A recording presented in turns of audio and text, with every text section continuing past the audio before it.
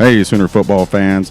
This is your Sooner football fans podcast. This is our NFL draft, post-draft commentary. Me and Rob are going to sit here and talk about our thoughts and share some of your thoughts off of Twitter and Facebook. So we're going to get going. Boomer Rob. Boomer Terry. So, first off, Rob, what were your thoughts overall? Did you get to watch much of the draft or... Yeah, I watched most of it from Buffalo Wild Wings, so I watched, the whole first round for sure, and then I just caught highlights of round two, and after that, not much. But I, obviously kept track of the Sooners and where they went and who they went to, and even did a little research seeing if they would, fit in on that team. And I think, we can get into this later, but I think most of them went to a team that they're going to fit in pretty nicely. Yeah. Well. So how was the coverage? I mean, I stood around at some of the the booths there with the NFL people. The college guys were there. ESPN Game Day was there. Did you get to see any of the coverage with the NFL? What were their commentaries like? Because I really couldn't hear that once everything got going. No, people wouldn't be quiet, but I can tell you this: when Baker went first, half the room was cheering and half the room was booing. So I think we got mixed emotions on him going to Cleveland. But honestly, if we're going to start talking about, we're going to talk about Baker later, aren't we? Yeah, we'll get on to Baker. The coverage was good. I mean, Buffalo Wild Wings is always the place you want to be when you watch, when you're watching sports, or for me it is anyway. There's a plug, Buffalo Wild Wings, if you want to throw money our way. But, it was packed. Yeah. So you really couldn't hear any of the commentary going on. You seen some of the highlights and, when Baker was picked and stuff. And got to see some of those reactions. They had, TVs on some of the fans and stuff. So that was pretty cool just to see that, some of the Cleveland people were like, they recognize Baker for what he is. Right. And then some of them were like, no. Of course, that may be because he planted a flag in there, in their field, the college field. But I like it. Yeah. I thought it was pretty good. Their coverage was pretty good. I didn't even hear them booing Goodell, so I don't know if they did that. Oh, yeah, they did that. And they did that when when he first came out with Troy and Roger. And by the way, Roger Staubach threw his football straight to a Steelers fan. So don't know if that was done on purpose, but he did it. Being there, honestly, what got me more than anything else about being there was we went because of proximity. That when I first found out, I sent you a text going, dude, the draft's in Dallas. We got to go. And we decided to go because of proximity. I don't like crowds, so I had to opt out of that one. So, yeah. But I'm about 7 feet away from you right now. That's as close as I want to be to any one person, I can just tell you. So. But what got me was the fans that traveled to the draft. We met a couple of guys, brothers from New York, from the Bronx. One was a Jets fan, one was a Giants fan. They traveled in from the Bronx. That's where they lived at. I talked to a bunch of Browns fans. Almost every one of those were from Cleveland.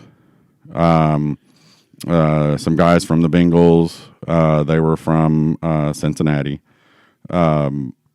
Most of the Pittsburgh people came in from Pittsburgh. There were a few like me that were locals that were Pittsburgh fans. But the majority of these people, Dallas fans, were from Dallas. But the majority of these people traveled down there to see, just to be a part of it. Well, that's really kind of, it's funny to me because I've never been a huge pro fan. I mean, I watch pro football some, but I don't follow it like I do the Sooners, obviously college football. And I would pretty much watch any college game before I would watch any pro game. Well, that's not necessarily true, but you get the picture. I'm more of a college fan than I have ever been a pro fan, so I can't really imagine someone driving all the way or flying from New York down just for the draft. Just for the draft. But, you and I are a lot alike in that is that, on Saturdays I watch whatever game's on. Sundays I prefer to watch, obviously I'm going to watch my Steelers play, and I know you're going to watch the Cowboys play. But the channel I watch now that we got NFL Network or the NFL ticket is I watch the Red Zone, the NFL Red Zone, which is 8 hours a day of nothing but red zone football. Yeah. Okay, so I'd probably be in on that, but honestly, I'm hardly ever around, to do that. So But that's what got and kudos. I'm going to say it. Kudos to the NFL. It's a really cool event. Everything, with the exception of the food and the beer, is free.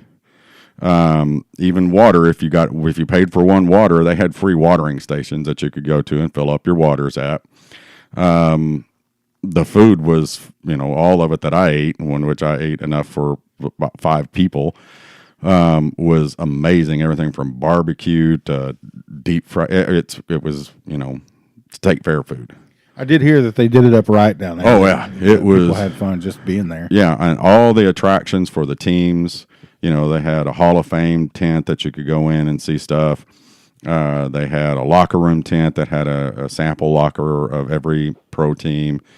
All the the pro day stuff. But the locker room wasn't as nice as ours. Oh, yeah, no, it wasn't. And it was outdoors. The one weird one was we actually went in it to we're hoping, because it was enclosed, and hoping it would be cool in there. And when we got to the door, it said, warning, strobe lights and such in use. Can cause seizures. So I'm like, what the hell are we getting into? And it was just a little 10-yard field with lights flashing around it like you were coming out of the tunnel. Oh, nice. But that reminds me, though, this Saturday they're having an open house. Yeah, at the Switzer Center. Yeah, so that might be pretty cool. I don't know what everybody's going to get to see. Yeah. But, personally, I've been in, the locker room and the pool room and the back rub room, whatever other kind of room they got in there. I've been in most of them, but I highly recommend that. Yeah. If you've never been. Yeah. And I think after the open house, it'll be open to the general public for not tours, but I know because when Teresa's sister was up here, they said that it would eventually be open for minor visits. You can go in and just see certain things like the trophy room and stuff like that. But yeah, which I need to talk to you about that when we're done. No, but all the exhibits were really cool. They had, the pro day stuff. You could throw a football, you could kick field goals. I was going to run the 40-yard dash, the 40, but, my hammy was a little bit tight, so I didn't want to bust it up any. Oh, no, I totally get that. But, they had stuff just scattered around, and it was really cool. And then when you got inside, yeah, they had it about split up about halfway. And the only thing, and I'm not going to say they misrepresented it, they made it sound like it's free, which it was, and you get to get in to see the draft. Well, it's all by mobile, and you had to log in, and then it would tell you where you were at in line. And we talked to people that were number 9,000 or 16,000 in line. So they're sitting there going, I'm not getting in tonight. Yeah, I'm not going to make that one. But you could get in, and it was free. You just walked in, you went to the booth, you showed them your phone, they handed you a ticket, you went in, and they told you where to go and sit down. So, but I would highly recommend it. Just simply, it was really just a neat event. It was really cool. Seeing the fans and their interactions with the fans, there was no, there was fun poking at people. If you saw a Browns fan or you saw a Detroit Lions fan or something like that, there was always a little bit of jabbing going on, but most of it was respectful. And where we were at for the first round, we knew we weren't going to get in immediately, so we went into the Budweiser tent. Whew. Man, that was a, hobgoblin of all different fans, all with alcohol in them. Oh, boy. And Eagles fans, Cowboys fans, Redskins fans, Steeler fans, Seahawk fans. And it was just kind of an open area, and people would get up in a chair at the front. They kind of stood in line to lead a chant for their team. That got pretty interesting. I can imagine. Never got violent, but it was just like, people booing, throwing empty cups at them and stuff like that. But it was all in good fun. Nobody was getting any serious about it. But it was really something. If it ever gets close by again, I'd go again. So, what was the Dallas contingent like? Did they more than double the next team? No. No, really? No. Wow. There was more Dallas fans, but it wasn't. And here's a fun fact for you. I'm going to bring up my Steelers. Obviously, because it was Dallas, they ordered more Dallas hats in the New Era truck for Dallas fans. Guess what? The only team that sold out hats on the Baltimore? first day. Nope. Indianapolis? The Steelers. The Steelers sold out of the Steel City hats. And I was upset. And so they said, hey, the next day they still didn't have them in. They said they'd be there. And then they told me that they probably got them over in the NFL shop inside the stadium. And you could get inside the stadium and go to the NFL shop. Well, all they had were, little-headed people hats, that looked like beanies on top of my head. So you went ahead and bought a Dallas hat? No. Come on now, Terry. I walked out upset, and for some reason, at the last minute, I walked over to the New Era deal again, and I said, did y'all get any more Steelers hats? And they go, we just got another box in. And they had a fat head hat that would fit on my fat head. I feel like you should have just bought a Cowboys hat. Yeah, but it did surprise me that, and the guy said that it's the only team hat we've sold out of. And, they can't, and it's not, there wasn't, when you look across the board, you didn't see any more Steeler fans as you did anybody else. It was just a mixture of jerseys, and team shirts and things like that. So, and we'll get into it with Baker, but Teresa almost got into an argument with the Cowboys fans because apparently Cowboys fans, being that they're from Texas, do not like Baker. So that was pretty interesting. Teresa finally got up from sitting there and told her, it was nice talking to you all. And she was like, that was getting heated. So she wasn't a Baker fan. I don't think a whole lot of people outside of the state of Oklahoma like Baker, to be honest with you. People in Cleveland do now. A little better. Because, he may not start the first game, but I think, I know we're going to get into it. Yeah. But well, here's the thing, that got me was I talked to, and I know, I don't feel like I need to apologize, but I said I was going to get some audio, and I did get some audio that we're going to listen to here in a bit.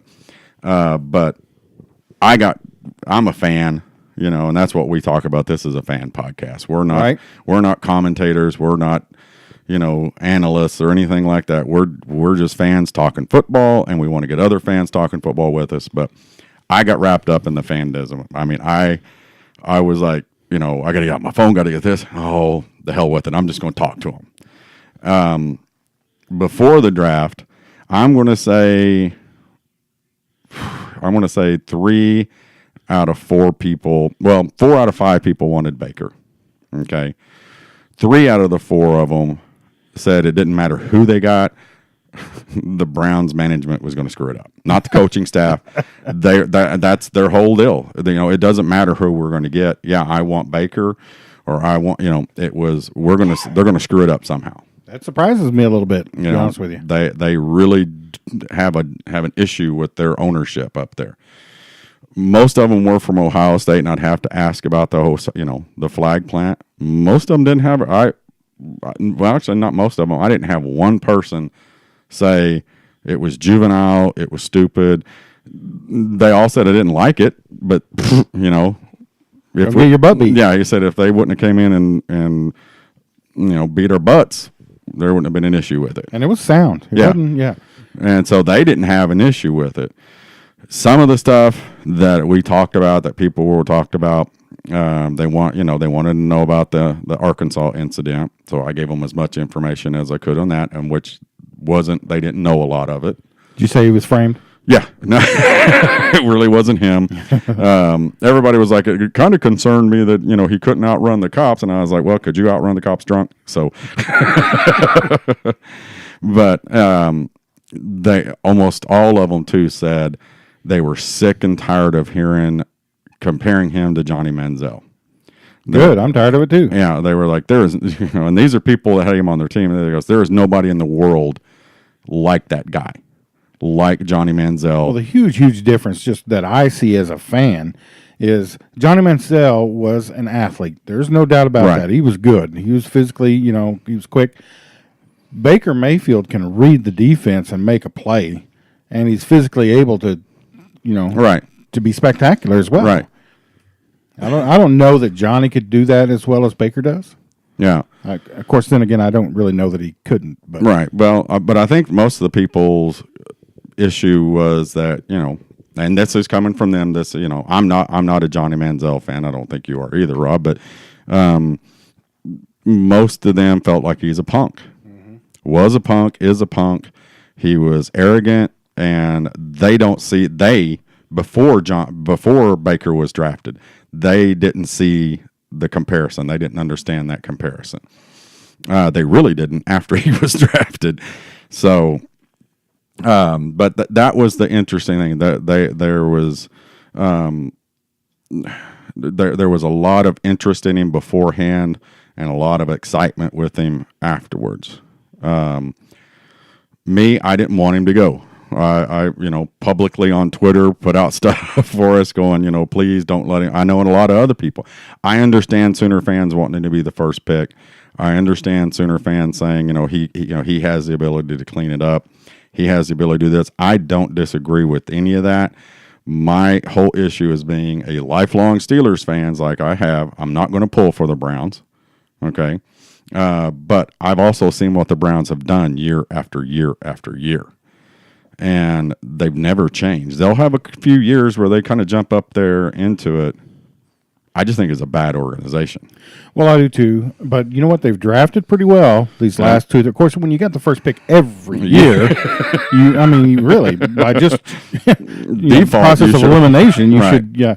So, but I really think that that is a good choice to get Baker. I think he's going to fit, and I do that. I say that because Baker is he is the lifelong underdog. Right. Double walk-on, et cetera, and now he's going to a place where, quarterbacks go to die, where top draft picks go to die. So, he still gets to play that underdog role, and he's got a perfect chance to prove himself there. Yeah, he does. But I would have much rather him have gone to the Jets. Jets fans were pissed at Cleveland. Well, everybody said Donald was a better pick anyway, didn't they? God, the Jets fans wanted Baker so bad. We were standing right next to one. I told you about the brothers. We talked, and there were others around there, and they were jawing at each other about, they wanted Baker. The Jets wanted Baker. The Jets fans did. But they were ticked. Oh, my God, it was hilarious. But what do you think about the rumor, though, that came out today that Baker's agent talked about, that they got a phone call from the Patriots that if he wasn't the number one pick, they were going to make some moves and don't be surprised, and that's all they would tell him? Now, there's talk of, that's just NFL talk. That's just, Well, yeah, but the Patriots are they're pretty known for, creating and sustaining. Right. And so they're not just searching for someone that could fit or might work. Right. They're looking for somebody to take over for Brady when he's gone. Right. And be there, and run that team like Brady did for a long, long time. So I think that says a lot if that's in fact true. If that was true, because the way that New England has always drafted is they will trade good, solid people to get a draft pick of somebody that they feel like will fit the need that they have. That's what Belichick has always done. And it appears to be working. Right. And they would have had to mortgage their home to get Baker Mayfield at the second pick. They would have had to get their first rounds out of there, their second rounds, and possibly one next year. But the rumor is, and the Patriots aren't going to say anything, haven't said anything, but Baker's agent came out and said, we had a phone call, and that if he is not number one, be prepared. Don't be surprised. Well, if the Jets really wanted him, they wouldn't have made it past number 3. Yeah. So, but I thought that was interesting. But Anyway, let's enough of the draft talk. Let's talk about our Sooners and where they went. We were talking about it before we started recording. The biggest surprise who wasn't drafted, Flowers, Dimitri Flowers. That shock you? No, because there's just not that much of a call for that type of player right now. Right. In the pros, they're not running a lot of fullback. In fact, there's a lot of teams that don't even carry one on the roster. So, right.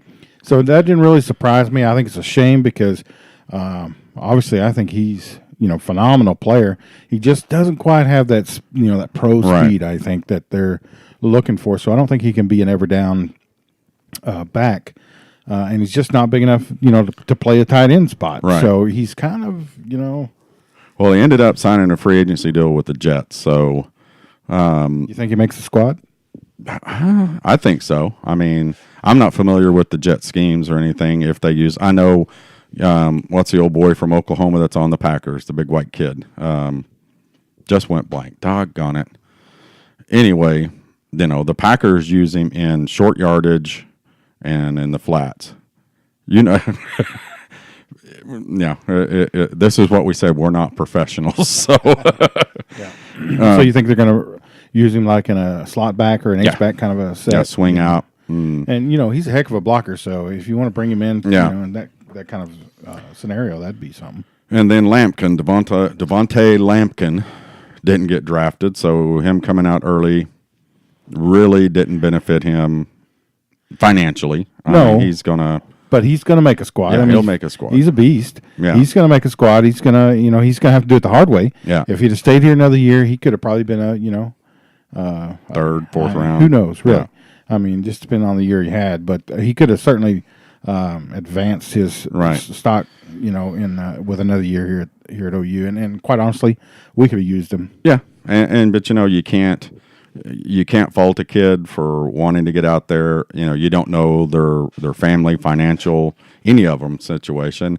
And if there's an opportunity for him to get to that next level and get drafted, hey, more power to him. He signed a free agent deal with the Ravens, so I can't blame him. Anybody probably would have done the same thing. Yeah, and hell, if you make a practice squad, that's good money. It's better than you're going to probably make first year out of college with a degree. Right. So, and you're playing football. So, and you're going up, you're going up against their ones, to get them ready for games. But, so those were two I was surprised that they didn't go. But then we got a wide receiver, Jeff Badette, free agency. He's expected to go to the Vikings on a free agent deal. Emmanuel Bill, the linebacker, free agency deal with the Seahawks. That I think will be a good fit. Yeah, I think he's going to make a roster too. Yeah. I mean, he's a beast as well. So once he get in that system, they put 10, 15, 20 pounds of muscle on him. He'll be a scary looking dude. Our long snapper, Wesley Horkey, signed a free agent deal with the Eagles. Again, Rob and I have known each other for a long time. We've always said, if you want your kid to be a millionaire, teach him how to deep snap. Make a league minimum. I don't even know what the league minimum is now, but I think it's over $1 million. I think it's like $1.2 million is the league minimum. Is that high? Yeah, I think it's somewhere in there. I thought it was like 600,000 or something. Oh, okay. But I mean, come on. Yeah, but still, I mean, if you can deep snap, hey, you can make some money. The last I looked, and these came off Oklahoma Diehards. The last I looked, Will Johnson, the cornerback, hadn't signed a free agency deal yet. Safety, Stephen Parker, signed a free agency deal with the Rams. Corner, Jordan Thomas, free agent with the Eagles. DJ Ward, defensive end, signed with the Browns. And one I think will probably, Eric Wren, offensive tackle. He was tackle. Offensive lineman is what I had listed. Was signed with the Browns. I think he'll end up. He's a center. He was center. So. Yeah, there was some genius in that in that deal. Yeah, a comfort factor for sure. Yeah. So let's start from the least picked or the last picked, however we want to say that. Obo went in the 5th round, 160th pick to the Rams. Are you surprised, Rob, that he dropped to the 5th round? Yeah, a little bit. Yeah, I think he's a better player than that. And in fact, there was an article that came out today saying that he was the steal, steal of the draft. So I think he's got a real good opportunity to open some eyes, especially now that people are like, hey, this kid can play a little bit. So they get him down there, they get him working out, and he just needs a little bit more speed, and I think he could be special. Really, I think he's going to be an impact with the Rams for one. I read the same article they talked about. It's Wade Phillips, isn't it? That's the defensive coordinator out there. I never can remember which Phillips is which, but I know when I saw him talking to him on the phone, Wade Phillips was behind and was grinning cheek to cheek. Ear to ear. He was just excited. You could tell. But I think he's going to end up being, a third down, second long, third down pass rusher. I think that's where that outside, get him on that corner. It's where he was, in my opinion, where he was best at with the Sooners. And you get somebody with the coaching experience with defensive players like Phillips, they're going to turn him into something special. Well, you get him on the field, he's gonna make some plays. Yeah, he's gonna show who he is. And just like you remember the Texas game, when it was over. Yep, he did not have the energy to walk off the field. Good grief. And it was a nice hot day, and his uniform was muddy from sweat. The dirt turned to mud. That guy gave everything he had, and I think he did that every game. We've talked about it before. He was fighting through, prison rape gangs grabbing him all over the place. They brought people out of the stands to hold that kid. I'm not even kidding you. They were holding him. So, but that's the kind of kid I want. The one that leaves it all out on the field. Right. Exactly. Then we had Mark Andrews, went in the third round. That's about where he was expected to go. 86 pick. He did come out early. There were people said that if he had stayed a year, he'd probably got a little bit more money, developed a little bit. I don't know how much more you can develop that guy in college. I don't either, and I think they absolutely did him a disservice saying he wasn't the best tight end in the draft. Yeah, I know he didn't. I know there were tight ends drafted in front of him, but I think the biggest thing is the blocking. He's not he hasn't really shown to be a fingers in the dirt, hand in the dirt. Those are the things you can develop. Yeah, that speed, that quickness, the eye for the ball, the ability to catch and run with the football. Those things.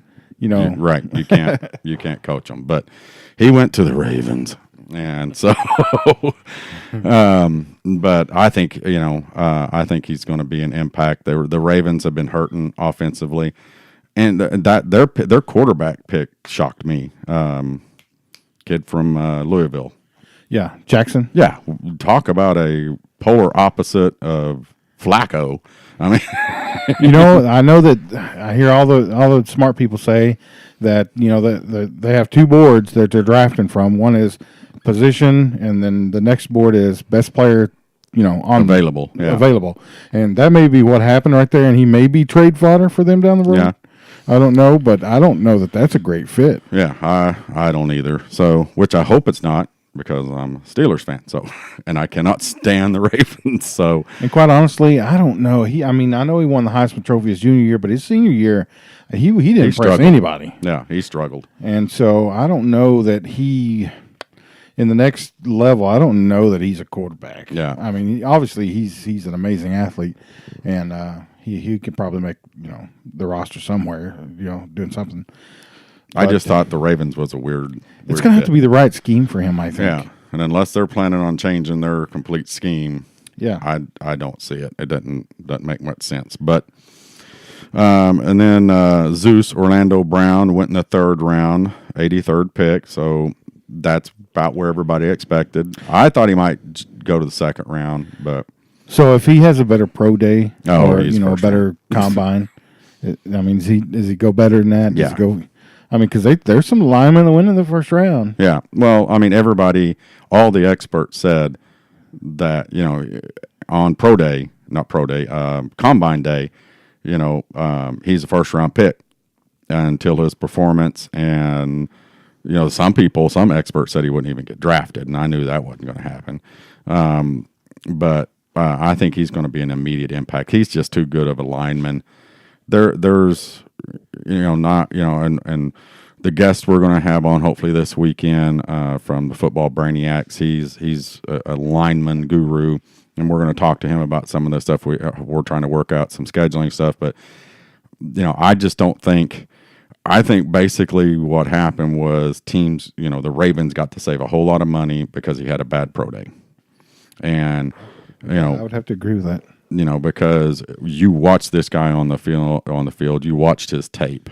There is no doubt the pancake blocks he had, the getting downfield blocks that he had against elite defenses, Ohio State and Georgia. The physicality that the kid brings. I mean, he don't just, a lot of linemen are able to just kind of seal the hole, right, so to speak. He did more than that. Yeah. So he's pushing people around. He's knocking people around. I think he's probably a pretty good pick there at the third round. Yeah. So, and then the first pick, first overall, the Baker Mayfield, made all of Sooner Nation happy. I'm happy for him as a fan, and I'm happy for all the Sooners. But I'm just gonna say, I got a lot of riff from like Tattoo Baker because he's been here. He knows I'm a Steelers fan, and he's ribbing me about the Rudolph pick and the Washington pick, and if you got your Rudolph jersey, and I reply back to him, I can guarantee you there won't be orange on it. So if I do, oh my god! But you got to earn my respect for me to buy. Man, he'd have to be an all-pro. Yeah, I'm telling you, it would be tough. But I like the Washington pick, but I mean. I didn't go buy a Sam Bradford jersey when he went to the when he went to the Rams, or when he went to the Vikings, or when he went to the Eagles. I haven't bought, any Sooner jersey that went to another team. I'll watch Sam Bradford any day of the week. I'll sit and watch him on TV. I'll watch the Buccaneers and Gerald Moore. I love Gerald Moore to death. He's a great guy. He's a great, but I'll root for them, but I'm not gonna, they're not my team. Yeah. So I got the great draft of Baker goes to the Browns, Andrews and Brown go to the Ravens. Two teams I cannot stand and never have liked. I think I'm going to go down and get myself a Bengals jersey with Mixon on the back of it. Yeah, there's another one, and old boy from Norman, God, it just went blank. Burrows. No, not Burrows. Linebacker. Played basketball at North. Played football at North. Jackson Yules? No. God. Caleb played basketball with him, and I never can.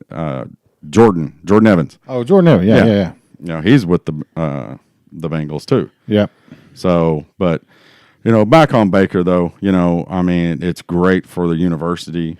It's great for him. It's great for his family.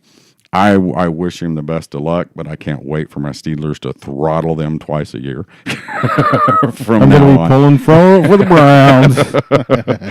And I can't say that I'll be pulling for the Browns in any game, but I'll be pulling for Baker. I want him to do well. And like I said, it shocked me that he ended up being the first pick. Did it shock you at all, Rob? Did you? I don't think so. I mean, if Darnold wasn't so interception prone, Darnold goes number one. But he's threw a lot of picks.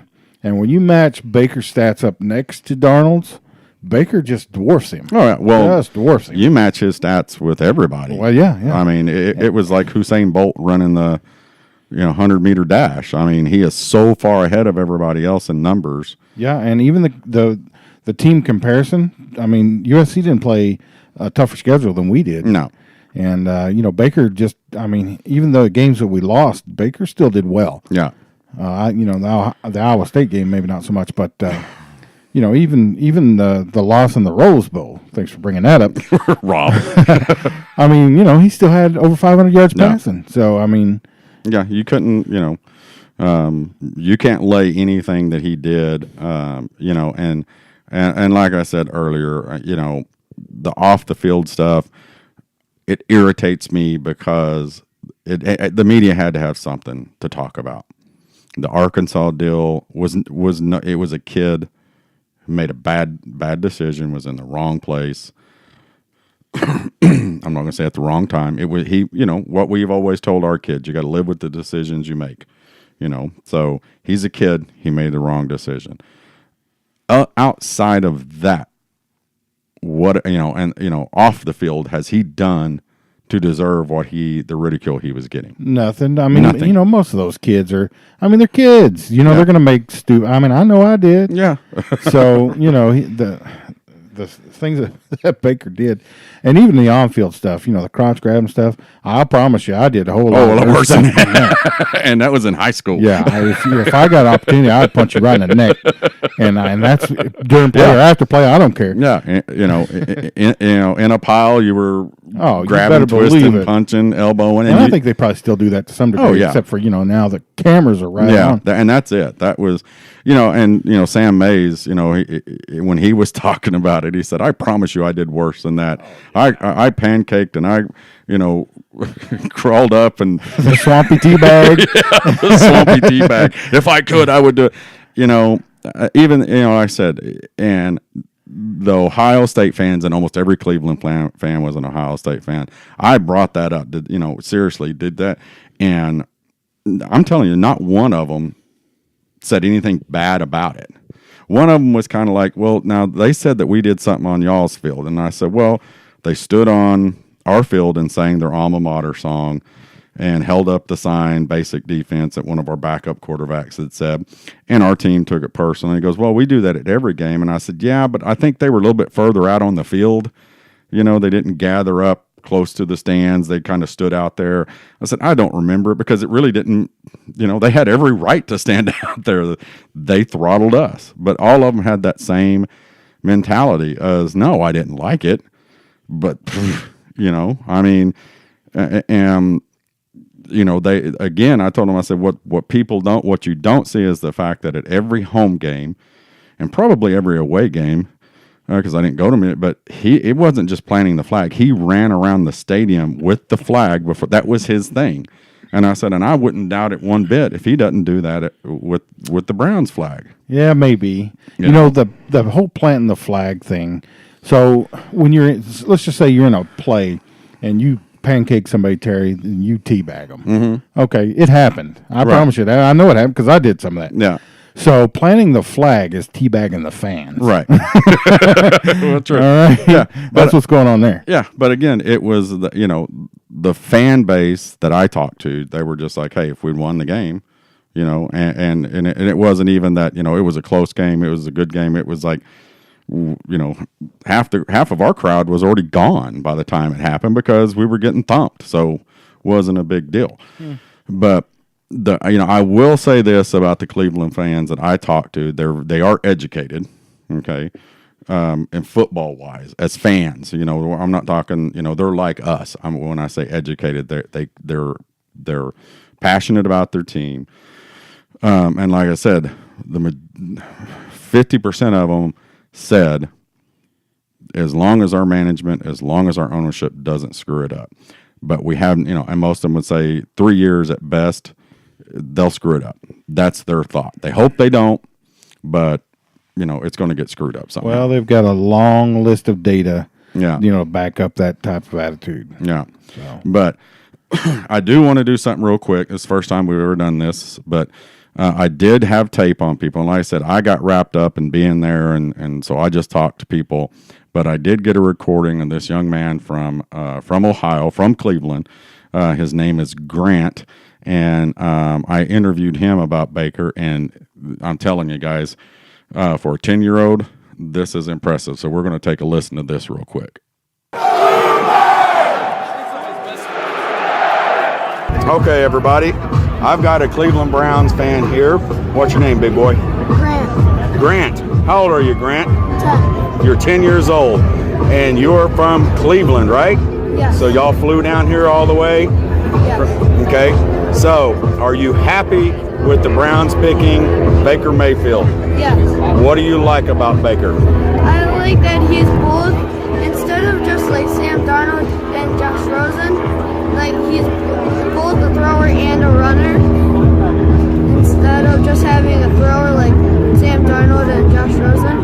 I'm not saying that they're both not good. I would have been fine with anyone that they picked out of the 5 quarterbacks that went in the first round. But I like Baker Mayfield because he's a runner and a passer. Okay, are you an Ohio State fan too? Yes. Did you like that he planted the flag on your field last year? Oh. Mom and Dad just both went, oh.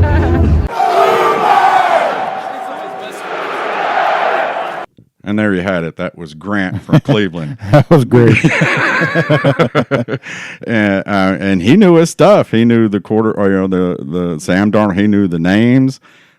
He said I'd have been happy with any of them, but I wanted Baker because he can do it both. He can run and he can pass. Yeah, and the look on his face is what you can't see. Is when I asked him about the flag, he just kind of, not really sulked up, just kind of leaned back and looked. And Mom and Dad both at the same time, and you could hear Mom laughing. They both went, "Ooh!" But he was a great kid. He was standing out there talking, and I walked up to his parents and asked, and I said, "Do you want to?" And he was like, "Yeah." So I know I told, and just this to Grant's parents, I know I told you it'd be Monday or Tuesday, but we got behind schedule.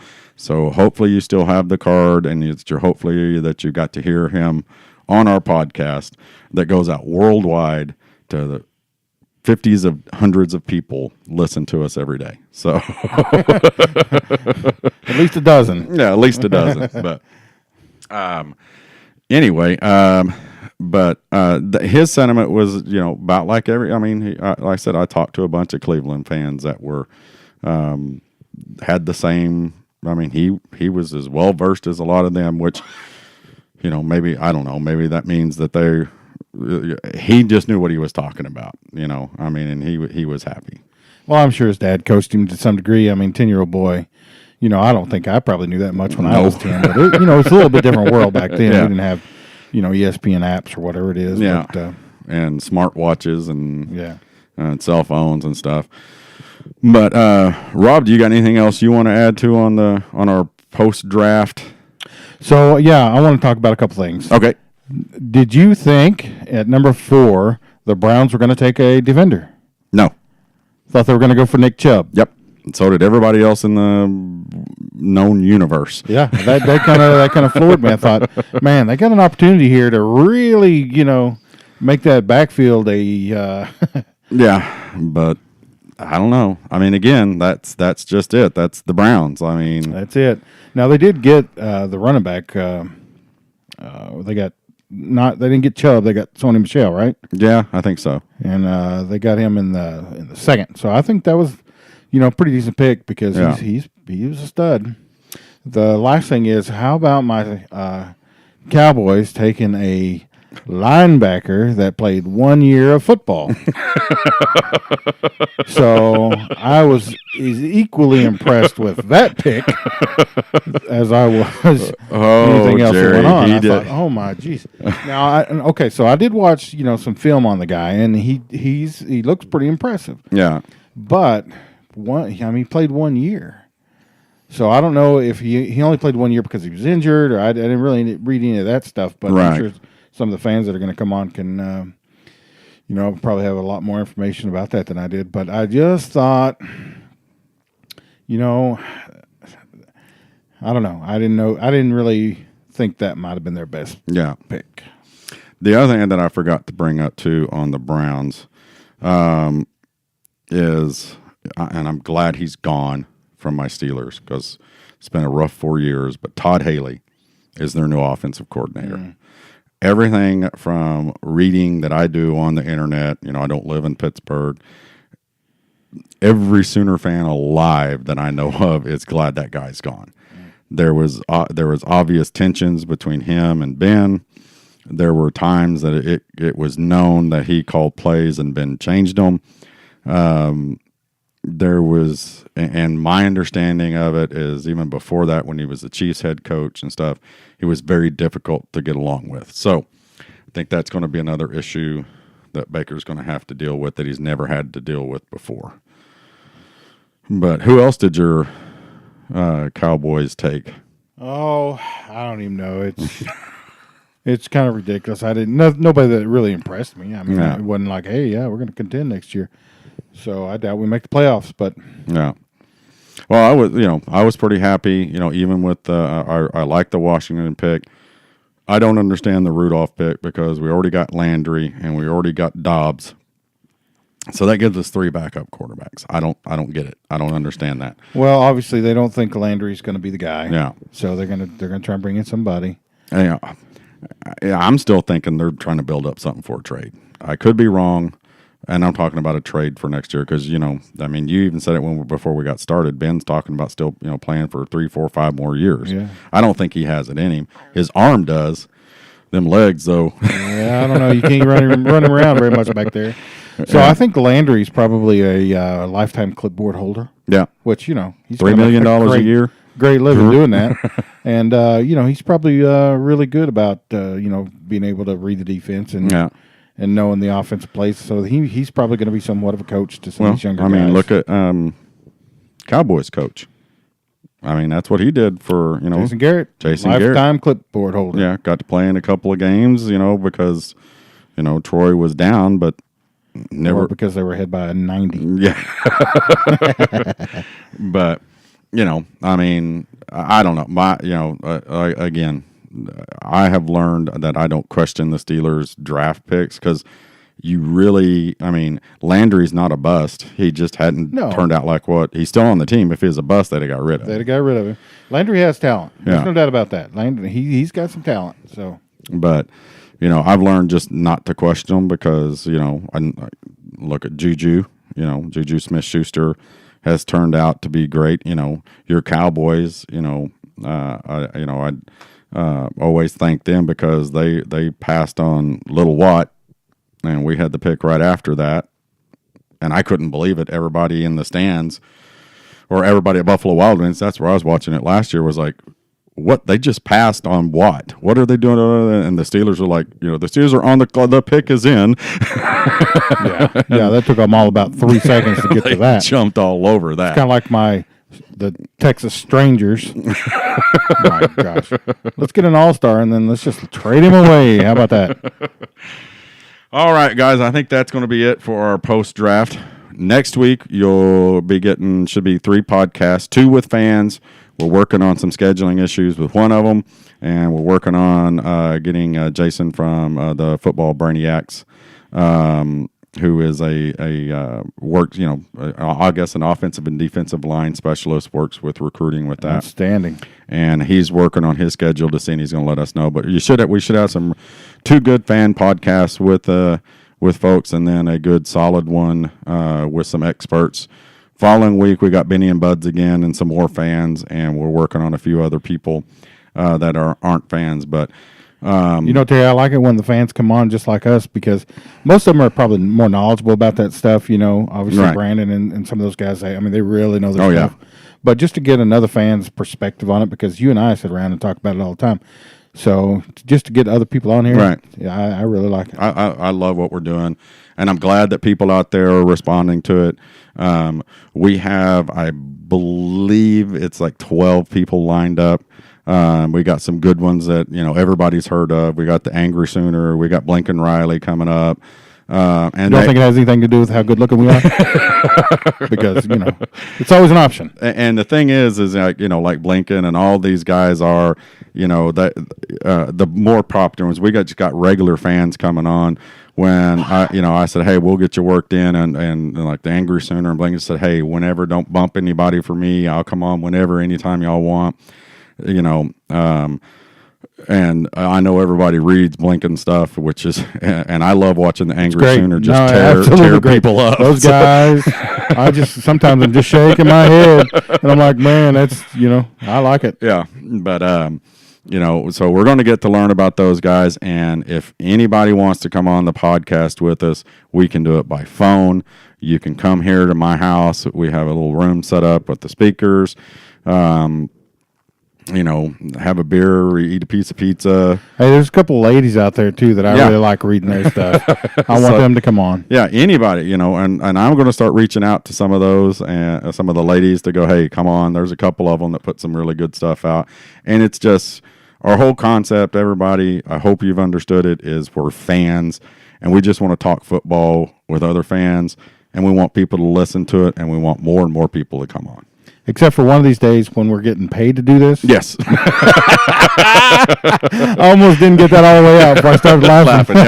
Yeah, but this is, a little brainstorm that we thought of at the end of the football season last year, kind of looked into it and jumped into it in February, and we're having a blast. Having a good time. And we're glad you guys are responding and are liking it and sharing it with your friends and asking to come on.